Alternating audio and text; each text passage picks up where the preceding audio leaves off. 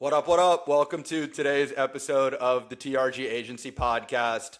I am here with a very good friend of mine. We were just talking before. He is a man of many talents, a real world traveler. He is none other than the Frankie Ray, Senior Director of Talent at Underscore. Frankie, thank you so much for jumping on. How are you doing? What a hype intro. I wish I could have you like with a sports intro for me, you know. That's I always well, did track and field, so sports intros weren't a thing, but I wish they could be and you would do it. So it's no, fine. we're starting a podcast like this, and then we're hoping to branch into moving away from management and marketing and purely going into just being people's hype person. It's perfect. I'm in, I'm an investor. I'm backed. Yeah, you're going out for a night on the town. You need someone with a microphone to just introduce you whenever you walk into every room, or when Maroon 5 is performing when you're Or in when the I'm at Club Bahamas for a Space, weekend. you know. I'll make sure everyone knows that you're the person you're the person they need to be giving the attention to. Josh, I hate waiting in line, so if there's any way you can cut, that's perfect. Yeah, no, this is who wants to wait in line at Space on a Saturday night when you can just Apparently a lot of people because Right. the line they have a queue. It looked like TSA when the government was shut down. So but I love it and I had the best time. Amazing. So yeah, we're gonna do some travel stories at the end here. We just worked together recently on a campaign. You are someone that in this industry is so well known for just being such a shining light. You've been in it a long time. You work at an incredible company in Underscore. You represent great talent. You represent great deals. When we sat down for breakfast a couple of weeks ago, I was super surprised when you told me how early on you were an employee at Underscore. So my first question is sort of let everyone know where you were before Underscore, how you found Underscore, how they found you, and how your career has sort of taken shape over the past few years. I think the story starts with my exposure to digital and social media and the crazy world. I did not go on social media when I was like in high school or college. Like I was not a YouTube kid. I was like a light things on fire and see what happens kind of kid, sports with friends. Like I was never online. Then when I moved to LA, you know, we did Instagram, we did TikTok, we did it, you know, in sports, but we didn't know who to follow or what influencers were. Then when I moved to LA, I started, you know, hanging out with a lot of influencers or social media content creators. And I didn't know the hype of it until my friends from home were like, "Oh my God, we see you in so-and-so's vlogs." And like, "That's so cool. How do you know them?" I'm like, "Those are my friends," you know? So I think as working in a lot of different fields in LA, that culture always stuck with me. And I was always so interested and intrigued and just immersed myself in more of a social aspect in the community and learned about it then. During right when short form and Musically had the TikTok transfer, I started at this company called Talent X. Their big IP was Sway House, and you know, just they were trying to really copy paste Hype House in a different IP format. And that was great. I mean, it really they hit the nail on the head with where the opportunity was, and they saw the opportunity with the short form creators. I you know, found out where my passion was and where I wanted to sign, which is a little bit different than, you know, the Sway content house type. So I was lucky enough to have an opportunity with Dan Weinstein and Reza Zad at Underscore Talent as manager. I think manager number 4 or something crazy. When there was a few people, I met with them for drinks. I had a gin martini, and I'm like, "Hey, I have a few clients. I've been in the space for around a year.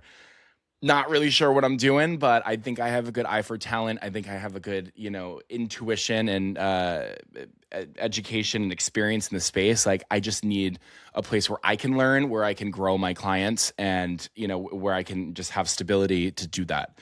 And a chance to do that. And they took a chance on me, and I think it's paid out pretty well, which has been great. It's been an amazing 6 years. But I mean, everything happened so quickly when it was like, I need to get out of here. I need to find a place, not only for me, but I was looking about my clients. I was like, they need a place to grow. And that's where I found Underscore in kind of like when I was a little baby. And so, for those that are not that familiar, when you were agent number 4, how many agents or managers does Underscore have now? Oh my God, probably, I mean, we have divisions, we have departments, we have arms of the company. So I would say, I mean, over 150, 200 employees, probably over 25 managers, maybe more. I mean, in our department, we have 15 managers. So, and that's just entertainment. And then there's a dozen departments. So, you can kind of do the math there. And then we have Underscore Sports. We have shorthand studios. So what I really love about Underscore is how we scale appropriately to what, is happening in digital in order to be a real full service digital management company. Yeah, I was fortunate enough to get an invite to Underscore's Derby Day, which was a real bummer that Yes, you weren't at, I and know. was just amazed at the sheer number of people that make up the company and the different parts of it. I think that management companies, it's so sort of traditionally you have your manager and maybe you have your coordinator and that's about it. It's really Yep. cool to see how Underscore looks to your point. I think that's a very great way to phrase it, appropriately scale. Like, where are the opportunities and how can we grow in those versus just sort of thinking it's only a situation of more managers or more coordinators. And there's never any pressure. So there's a fly in here, but there's never any pressure to sign in a high volume. Mhm. There is always there's always, I guess, support to grow businesses for clients to open up multiple streams of revenue. And that's why we have shorthand with our content licensing. That's why we have a brand relations team. That's why we are building these departments. So instead of taking an influencer or a creator or a celebrity, because now they're all in the same bucket, and being like, hey, we're going to get you a lot of brand deals, great. There's so many more ways to make money than just brand deals. And signing in high volume sometimes strays away in different management companies from the fact that there's a lot of different ways to make money from one person. And that also increases the longevity of a client. It's not that transactional. It's not just, hey, we're managing an inbox. It's we're building a career and we're building a brand for somebody that's going to live beyond, the one TikTok post, for Candy Crush, right? Like, I hope I'm not retiring doing brand deals. I want to be, retiring managing an IP or a brand or, somebody's mogul status career, right? And I think that's what Underscore has really laid the groundwork to do for its managers and for its clients. It's such a great point, and something that I also was very struck by when you and I have both worked together and we're just chatting as friends in this business is I always really appreciate when people have different perspectives about the industry. And so Mhm. you are someone that has a sibling that is a creator and has been in this part of the world for a while. And a lot of people, when they're coming into influencer marketing, they see the brand partnerships and they think that that's the end all be all. So can you speak a little bit to how your relationship with your sister helped inform your point of view when you were starting as a manager and how it continues to shape your point of view as the years pass and you find more success while also keeping the philosophy that got you to this point very much, at the forefront of everything you do? What I like to do is kind of align with the way I feel about my relationship with my sister. It's somebody who I'm close with, who I can work with, who I enjoy working with, is a hard worker in general on her side, because at the end of the day, it's a two-way street. Like, managers putting in the work, agents putting in the work, your entire team, everybody in the ecosystem. If the creator or the content creator or the influencer or whatever you want to call the person is not putting in the work, you're not going to have a successful business. So I think my sister's always been my idol. Like, since I could walk, to be honest with you. We were making content before social media started. If we can break out the home videos and like the home footage, you would be like, they were doing TikToks before like iPhones were invented. So the groundwork was already there. Then we were lucky enough to have, the medium, right? So we kind of just copied and pasted to social media. And there was really no world where I was like, you don't blow up on social. She was made to do this.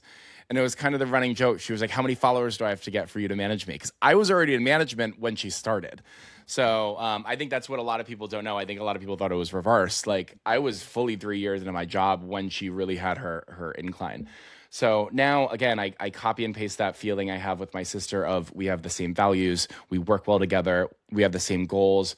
We're in it to win it. And I also sign with that in mind as well. And all my clients I can say I feel the same way about, which is great because it makes my job very enjoyable. And you have to have fun with what you do. Like, if I don't have a client that I don't like working with. If I did, it's probably not going to happen too much longer. I don't want to sign somebody that I don't enjoy working with just for the money or just for the business. Like, there's too less of hours in a day. I think stress is the number one killer. Like, I don't want to do that. So again, copy and pasting the feeling I feel about my sister to how I'm signing and all my other clients. And I think I'm in a pretty good spot doing that. Well, and it's such a great point because you see so many management companies now. It's a combination of the law of large numbers and everything is vertical. I'm Yes. looking to sign a macro travel creator. I'm looking Hmm. to sign a foodie. I'm looking to sign whatever is hot in the market.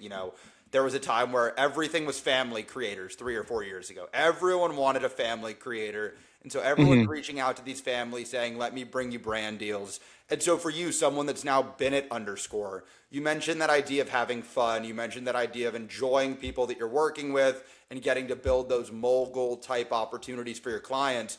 What I'm most interested in is how do you go about finding that when you haven't worked with a creator yet? When you're just looking at their social media page or you're having an initial pitch call with them, how do you separate this person may have a larger following Hmm. and sort of logic would assume that I would want to work with the person with the larger following so that I can charge more so that I can make more versus no, this is a Frankie type talent that Hmm. I believe in regardless of the following size and I know that I'm going to have a strong working partnership with.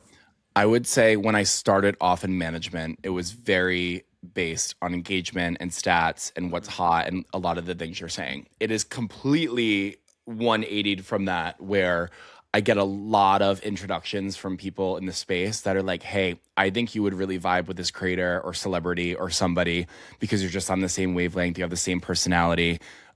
We align in so many different ways and more than just business, but in like a personal way. And then also, again, it all goes back to somebody I really, really want to work with. Like if I see that I can talk to somebody as like a friend level or, more than just a business relationship, I'm going to have success there. And then also somebody that can kind of, I know they're going to transcend. Like I just signed, one of the Real Housewives of Rhode Island, who I was watching the show. Cause again, I'm from Massachusetts. I went to school in Rhode Island and grew up in that area.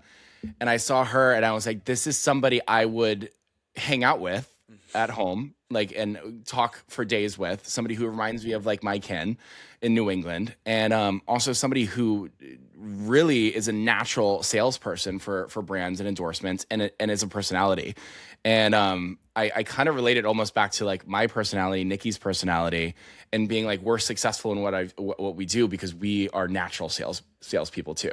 So like aligning with my values and my personality and finding somebody that's doing that, but also loves to record and loves to be on social media and loves to be on TV.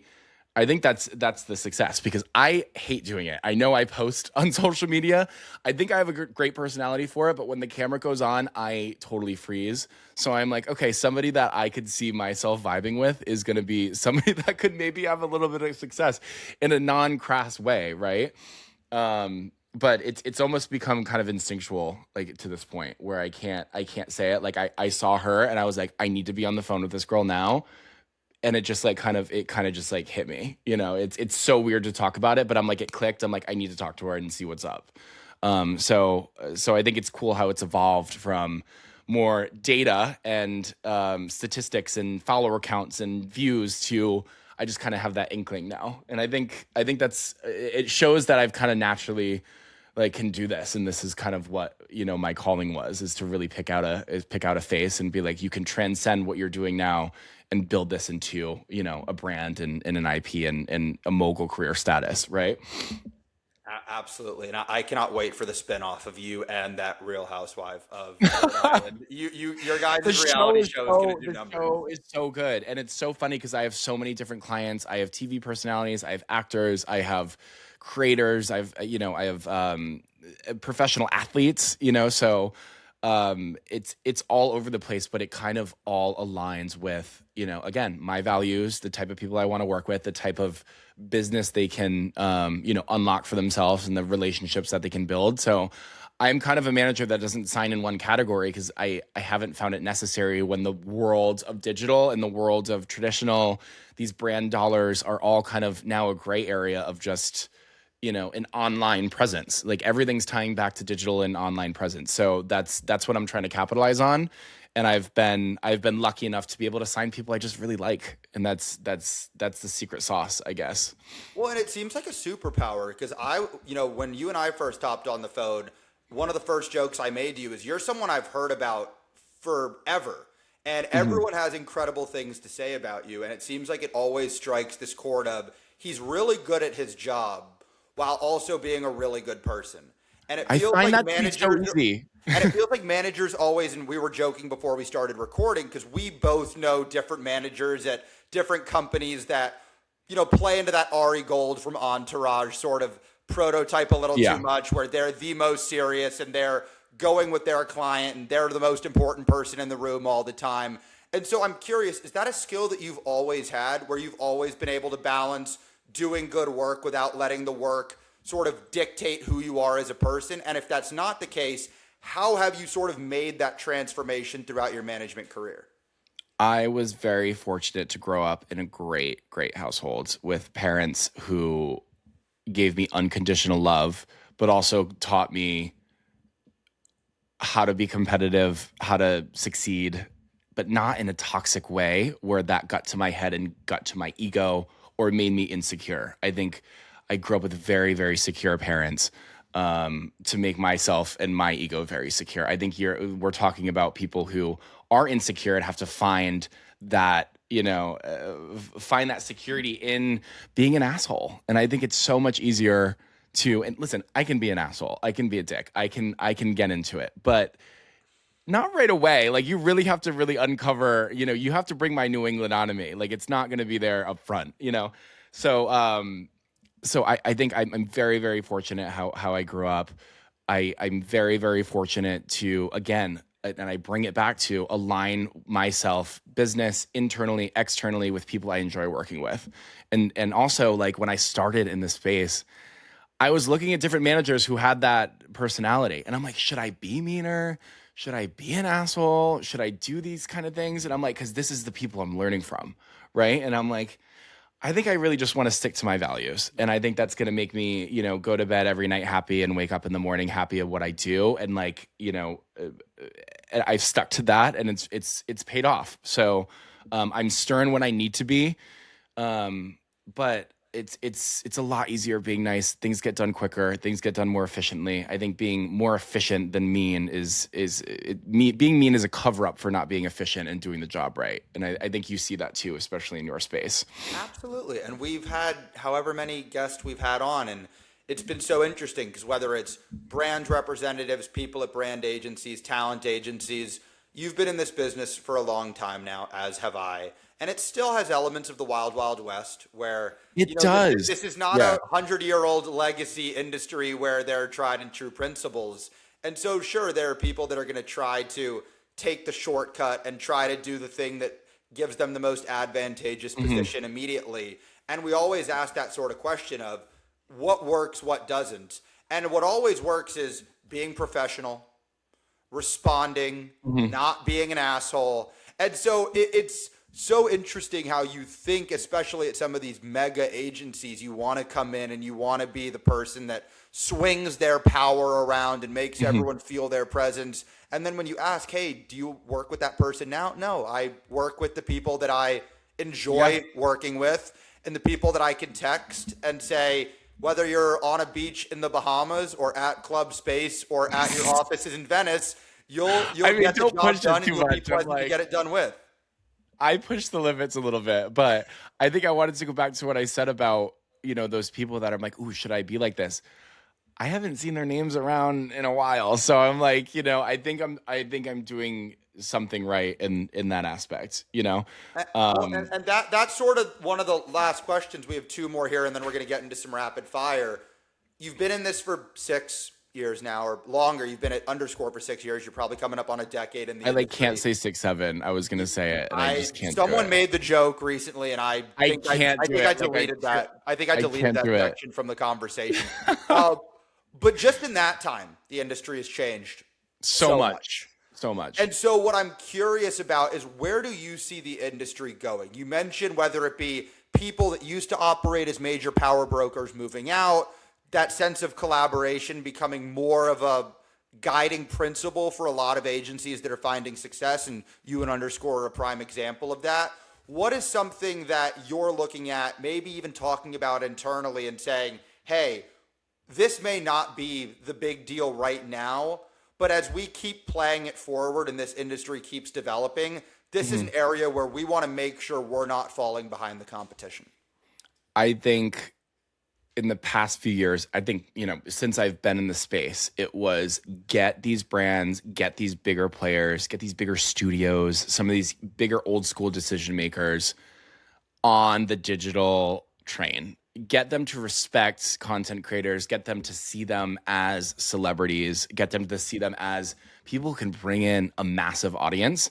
And I think now more than ever, a lot of these players are seeing it. So you have, just take the major studios, their Netflix, Tubi's really spearheaded, the merge of creator-driven projects and creator-driven IP to a streamer, which is mostly traditional TV film shows. So I just, one of my projects, Terry Joe Missionary Miami, for the Terry Joe movie came out. They saw the opportunity with the Terry Joe universe, invested in it. Now it's a top performing movie on their platform. Again, more than the regular old school runaround movies that are being licensed on the platform too. Like they saw the opportunity with the creator and went for it. I have Selena Spooky Boo's The Haunted Estate, a 4 episodic series on there, broke streaming records. So I think a lot of these platforms you're going to see, a lot of these creator-verse or creator-led projects start to pop up because now they're seeing YouTube as, the number one app on smart TVs. So that's not for nothing, that's creator-driven. So I think we're finally in that ballpark of like, okay, some of these old school guys are like, let's see what's going on in our universe because they're trying to get traction on a lot of these films and a lot of, these projects with, traditional actors or celebrities. And it's getting tougher and tougher. There's more and more content coming out, but I think everybody goes to the content creators they love. And I think the opportunity for content creators to really like merge and cross that and merge that gap to traditional is the opportunities now more than ever. So that's what I'm trying to lead both ways. Like I'm trying to lead my creators into the traditional world and then also lead, my TV actor personalities into the digital world. So we're all meeting in this cool new bubble of entertainment, which is now evolving into, what it is. And I'm just trying to ride that opportunity because I think it's now crossing. And I think we were kind of like not at the intersection, but we are now. So just making sure that we're at the top of it. Right. It's a completely new world, and it's really exciting. And that it's that exciting. That actually leads into the last question I have for you. You've worked on a ton of campaigns, big campaigns, small campaigns, massive creators, massive brands. So this can be a recent campaign. This can be something from when you were in your first year. And I think all of us still affectionately remember the first campaign we ever worked on, and we'll have a soft spot for that. So is there a campaign that sticks out to you that's a particular source of pride? And it doesn't need to be the campaign you made the most money on. It doesn't need to have the widest reach. It certainly can. But is there a campaign that when you sit back and you're like, wow, that was a really fun one to be a part of? Is there one that comes to mind? I would have to say there's two specifically. There's it's always the presenting the deals. I think that's where it's more special because we and I say we, my clients and myself work towards a goal. Like I always, some of my first signing calls and onboarding is like, what are your dream brands? And who do you want to work with? Like knock it out of the ballpark. Like because that also helps me lead in the direction of maybe it's not that brand, but what are the brands we could start to work with that are going to lead in that direction? And what I know what you want to do. So I would have to say some of my biggest ones is, Selena Spooky Boo. One of her dream brands to work with was Hot Topic. And I presented her with a deal where she was the face of Hot Topic Halloween campaign in all the Hot Topic stores alongside Sam and Colby, who are her favorite YouTubers of all time. Which is so funny because she's still a super fan of them, but like now she equally has the same amount of followers, which I love her to death. That was really cool presenting. My sister presenting her with her biggest deal, money wise with Geico, and just being able to be like, hi, knowing what she has gone through with her personal life and her divorce and supporting 2 kids and presenting her with that huge number, it was like very emotional. It was like, wow, I get to present my sister with this. This is so crazy. And then I think the last one is one of my clients, Alejandro. one of my first sign at Talent X, and we were doing the Snapchat deal. It was like the first deal. It was probably one of the only deals I was doing at the time, and I was so stressed. I was in Palm Springs, and I was making sure these deliverables got up. It was like $3,000. Like my commission was pennies on that deal. I was so focused on executing that deal perfectly, and I have maintained that focus on timeliness, efficiency, communication, as I do with you with campaigns throughout my career. And now those deals have, obviously like 400x to the point where I'm presenting him with insane amounts of deals and insane amounts of money. We execute them the same amount of way. But I always remind him, I'm like, remember when we were like so stressed about this one little $3,000 Snapchat deal, and look how far you've come in 6 years, and it's still increasing. So I think that's special because no matter the amount, I was always making sure the deal got done, and it was done correctly. And I think that's what's really helped my clients is everybody gets that same treatment. And I sign strategically, I structure my business strategically to make sure that happens, because efficiency is key. Our goal as talent managers is to make our clients' life easier and make them a lot of money. So I think that's what everybody just needs to tell themselves when they're in that position. Like it's for your clients. There's no me in this. This is all for your clients and building their life. And you're there to help and really be the guiding force and steer the ship.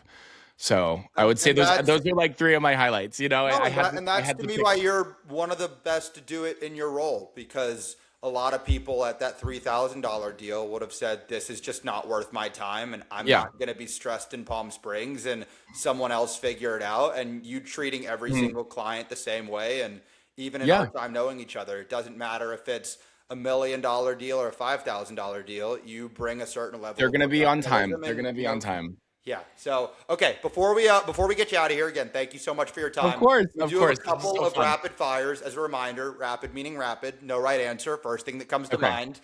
We were originally going to record this about 2 weeks ago, but someone went to Coachella last minute. So we're going to have a couple of these be music questions. So number one, dream act you have not seen, dream concert you'd love to attend. Rihanna. Amazing. Music festival you have not been to that you want to attend. I hate to say it, but I got to do a year of Burning Man. One. I love it so much. I'm not looking for myself, but like I'm just trying to have a little good time. Everybody's really deep about, you got to find yourself. I'm not trying to find myself. I'm good. I just want to I want to dance in the desert and wear some like funky shit, I don't find my you mentioned before you're from the Northeast originally. Part about Boston or Mass that you miss most now living in LA. Fucking Dunkin' Donuts at every corner, man. Oh my God. I have to plan to go out of my way to get a good like Dunkin' coffee. I take it your Dunkin' Donuts over Krispy Kreme. Oh yeah. Oh yeah. I mean, I'm there for the coffee and the breakfast sandwich. I'm not really there. I mean, a good quick, when my blood sugar's low, I might have a glaze, but we'll see. Yeah, for those then, we're also going to talk about Frankie's Instagram page at the end. He, in addition to being a manager, is also a bodybuilder. So can't be putting donuts into the temple of the body. What was the question? Last one here. Okay. Favorite city in LA? Oh, I love Venice. I love my Venice Beach, man. It's my home and I love it. It's like so funny when you talk about LA. I'm like, it's a dump, but she's my dump. Venice Beach is a dump, but it's my dump. Yeah, as long as you can get away from all the homeless people and people smoking weed on the beach, it's otherwise absolutely. I got the good right behind Dudley Market, so I get the like stiffy teens that are waiting on the side of the road for like a little overpriced oyster.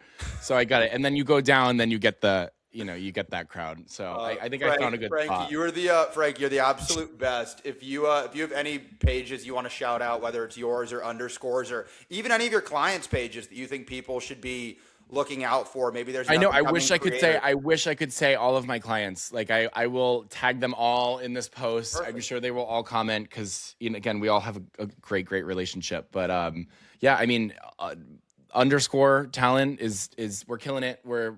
If you need representation, hit us up. It's the best. It's the place. It's the place. It really to be. is the place to be, and you get horse races every year, free box. Well, I'll tell you this. I told you the story offline. but just to sort of, I had a buddy of mine who's been an independent manager for 7, 8 years now. And he said, I would only leave my independent status to go to one company, which to me is the greatest compliment you can give an agency. Huge, When you would huge. have someone leave the flexibility of their life and say what they're doing is so great over there. So I can't echo any more what Frankie's saying. Underscore is awesome. Check him out. Check Frankie out. He's the best. And Frankie, thank you so much for the time. Thank you. I'm honored. I'm so excited. I hope I did good. Like, I hope people found this insightful. And They absolutely did. just excited to Okay. keep Thank working you so together. much.